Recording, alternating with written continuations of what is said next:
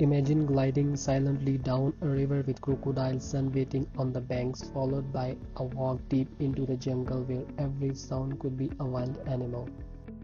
Welcome to my adventure at Chitwan National Park, a place where nature is untamed and full of surprises. Today I am exploring Chitwan National Park, one of Nepal's most iconic wildlife reserves. We are starting with a peaceful canoe ride along the Rapti River, followed by a jungle walk through one of the richest wildlife habitats in Asia. If you have ever wanted to get up close with the nature, this is the place to be. Chitwan is conveniently located about 5 to 6 hours by road from Kathmandu or 4 to 5 hours from Pokhara. You can catch a bus, hire a private car, or take a quick 20-minute flight from Kathmandu to Bharatpur, followed by a 30-minute drive to Soraha, the main gateway to the park. The day kicks off with a canoe ride on the Rapti River, which forms the northern boundary of Chitwan National Park. The canoe, a traditional dugout made from a single tree trunk, glides smoothly on the water.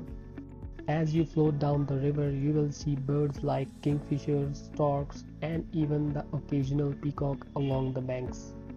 The real stars, though, are the crocodiles. You will spot the mugger crocodiles basking in the sun and the rarer long-snouted gharials that thrive in these waters. It's a surreal feeling to be so close to these ancient reptiles in their natural habitat. After the canoeing, it's time to hit the trails.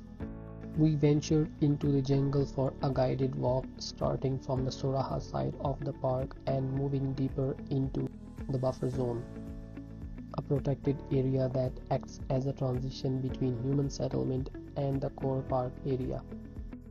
The guides here are incredibly knowledgeable, pointing out animal tracks, explaining local plant life, and sharing tips on what to do if you encounter wildlife. And believe me, every rustle and sound keeps your senses on high alert. This is the real deal. No cages, no barriers, just you and the wild. Chitwan National Park, established in 1973, is not just Nepal's first national park, it's a UNESCO World Heritage Site renowned for its biodiversity. Spanning over 932 square kilometers, it's home to more than 700 wildlife species, including over 68 types of mammals, 544 bird species, and 126 types of fish.